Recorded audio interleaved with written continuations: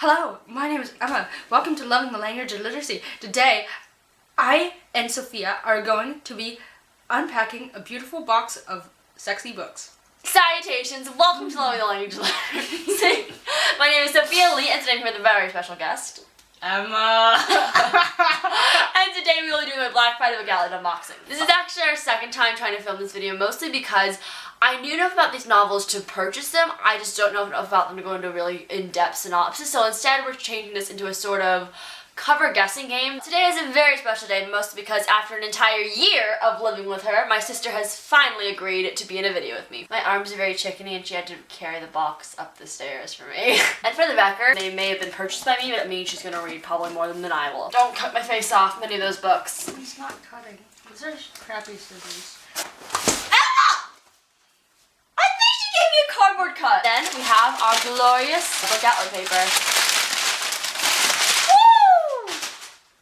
Acting. The first book we have here is Bird for Bird by Jenny Han and Siobhan Vivian, and I'm going to tell you what I know about it first, and then Emma will add her commentary, which will probably be the funniest part of the entire video, because let's face it, I'm not that amusing. Anyways, this has been pitched as a revenge trilogy following Lilia, Kat, and Mary, who are, according to the back, not friends.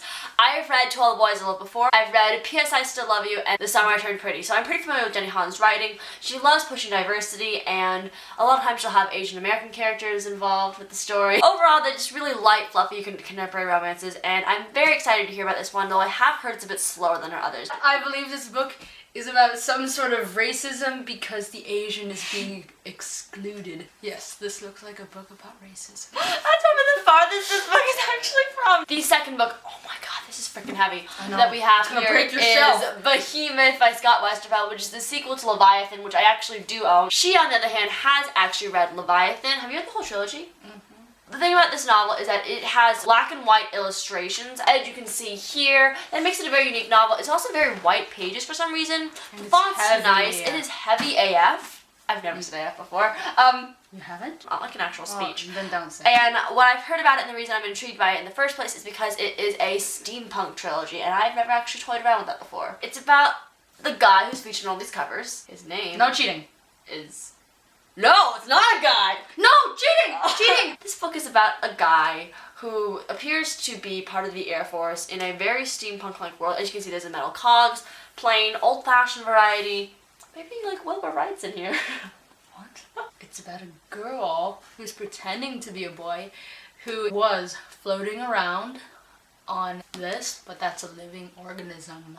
Genius. And she meets up with this guy who is the prince or something, or duke or whatever, and he's like on the other side of the war. The next book I have here is one that I actually forgot that I ordered. All the Rage by Courtney Summers. I've heard this is kind of like a psychological thriller horror novel. I think it's about a lady who could possibly be goth or a murderer. She looks like she's got pretty nasty nails. Maybe she gouged someone's eyes out. See, there. Red. Or maybe she like gouge the rage. I find this title really funny because, you know, there's like the really common phrase, all of the things.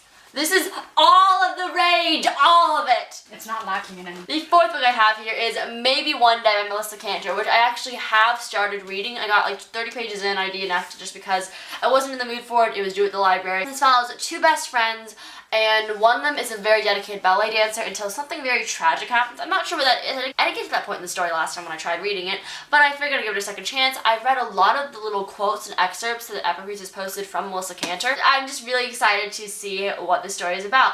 And it was blurred by Jennifer Eccles and Lauren Barnholt, two authors I have never read books from. I think this is about two friends, as the cover states. The alternate existence of Jennifer Lawrence. Katniss and Jennifer.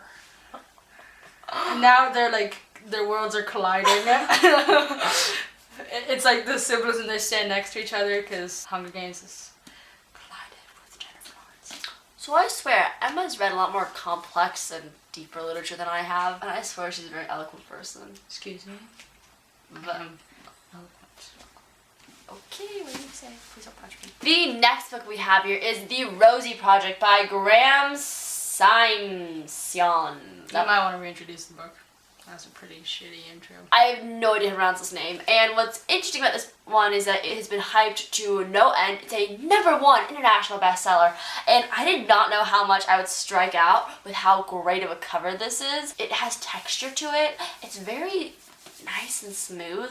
It's that kind of hipstery font that we have nowadays. This is actually an adult chick lit fiction, actually. It's about a guy who has all these requirements for his perfect woman. He likes living his life entirely by the book, and then to help him find his perfect woman, he meets this woman named Rosie, who is everything his list is not, and it is quite an interesting adventure, and I'm pretty sure they fall in love, because what would be the point of the book otherwise? I do like that the bike is red. Red is my favorite color. It looks very good. Words of Wisdom by Emma. Next book. This guy reviewed that book. What? Don Tillman helps us believe in possibility, makes us proud to be human beings. And the bonus is this. He keeps us laughing like hell.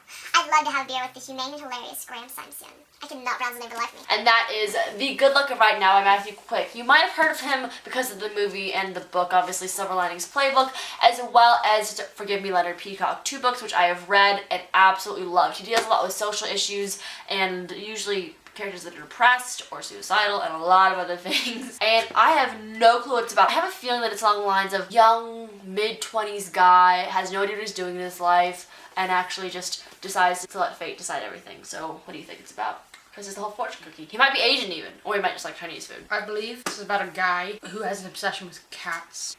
That's a lot of cats.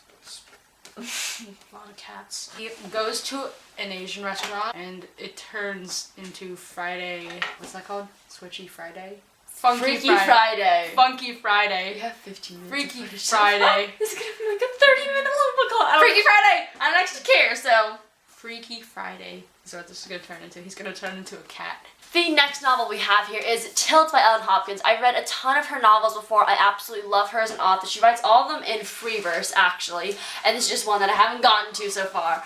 As Emma likes to say, it's yellow, green, and reflective. What would you like to add? Well, I know that Ellen Hopkins likes to write books about issues, like social issues. Next book we have here is It's red. The Bone Season by Samantha Shannon. I actually don't know what it's about. It's adult.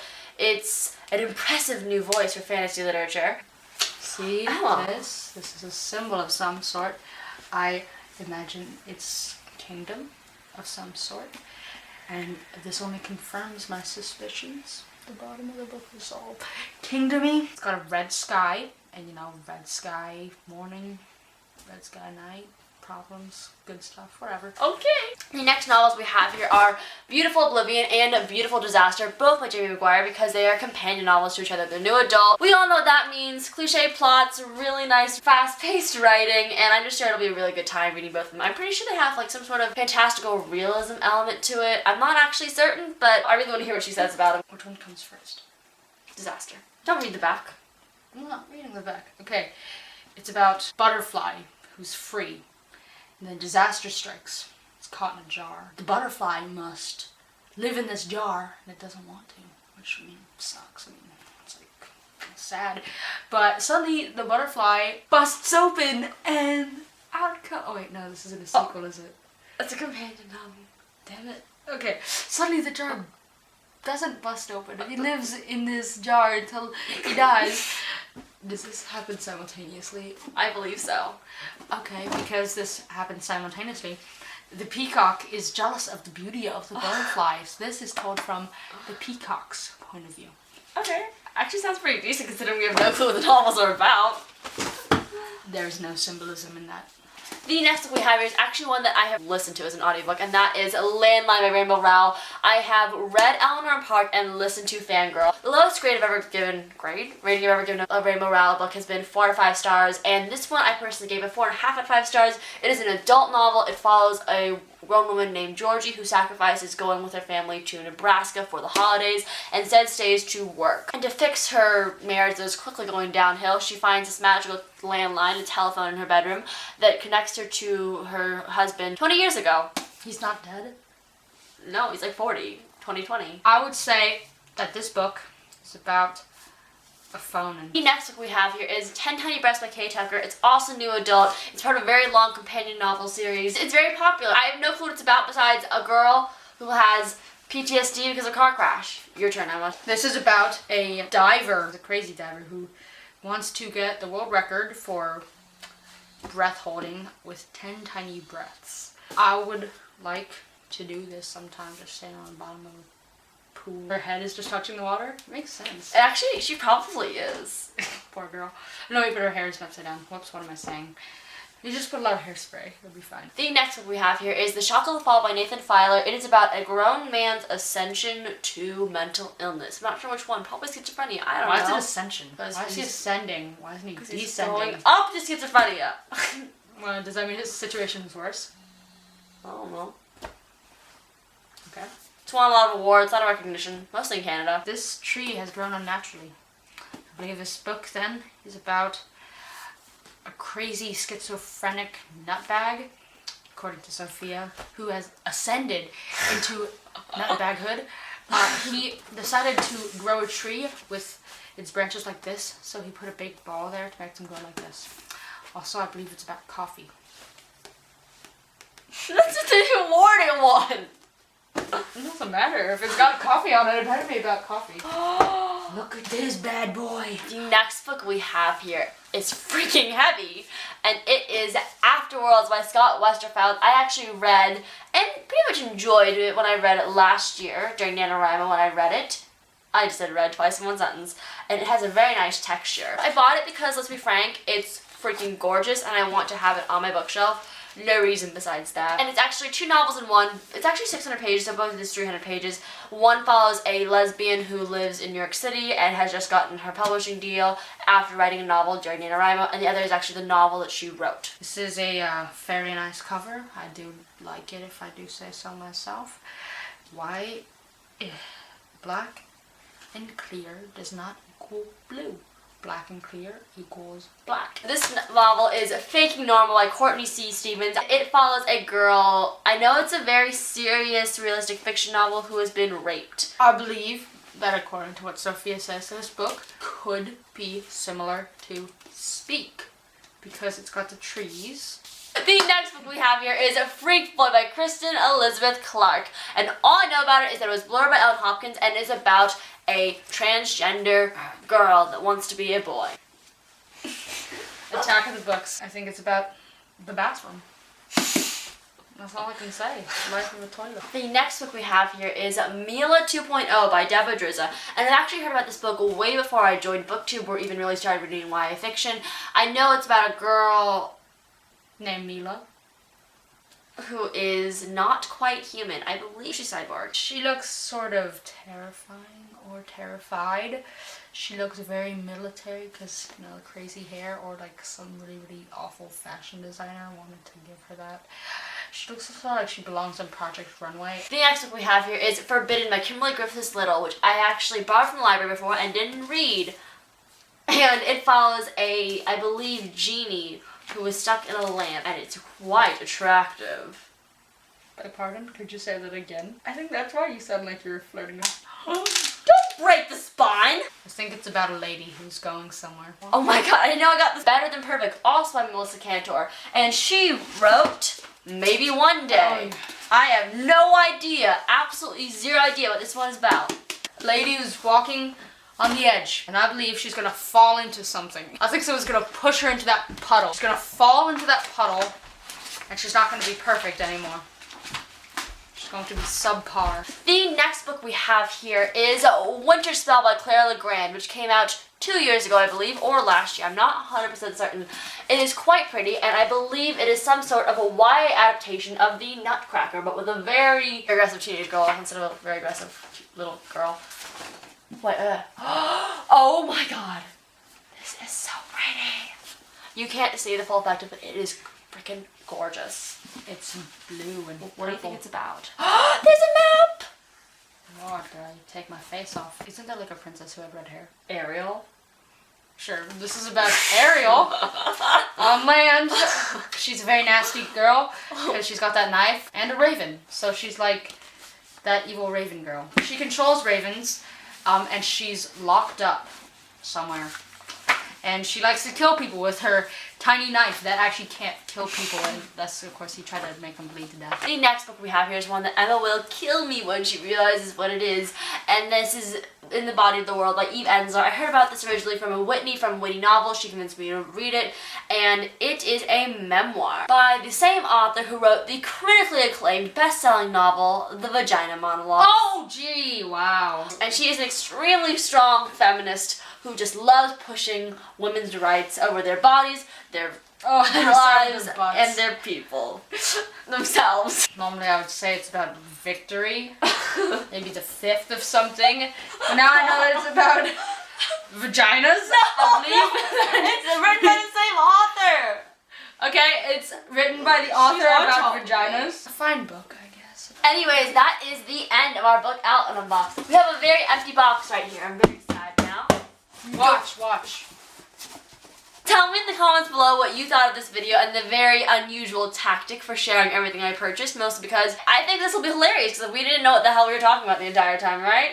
Yeah. And I hope you enjoyed it. Anyways, thank you so much for watching, right? Yeah, thank you. Keep calm, read on, and I'll see you really soon. Goodbye. There are going to be a whole lot of bloopers. Let's fight each other with beautiful disaster, beautiful floating head. Because that's what we are. Ow! God. This is hard. She's aggressive.